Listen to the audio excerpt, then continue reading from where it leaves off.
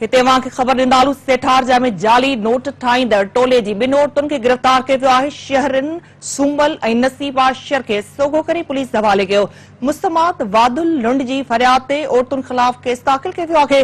Police case दाख़िल करण बाद जांच शुरू करे छॾी आहे। सेठारजा में जाली नोट ठाहींदड़ टोले जी ॿिनि औरतुनि खे गिरफ़्तार कयो वियो आहे। शहरन सूमल ऐं नसीब आशर खे सोगो करे पुलिस हवाले कयो। मुस्तमात वादुल लुंड जी फरियाद ते औरतुनि ख़िलाफ़ केस दाख़िल कयो वियो। पुलिस केस दाख़िल करण बाद जांच शुरू करे छॾी आहे।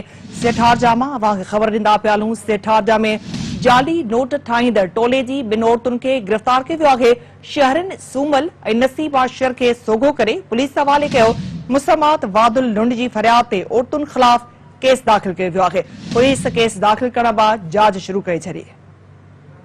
वधीक अपडेट्स मालूम करण लाइ असां राब्तो कयो आहे सिंध टीवी न्यूज़ जे रिपोर्टर निज़ाम सहतो सां। जी निज़ाम।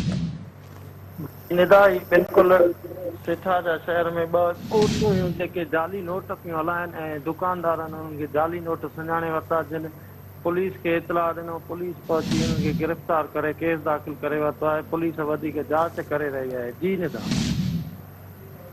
ठीकु आहे निज़ाम, अपडेट करण लाइ वॾी महिरबानी अव्हां जी।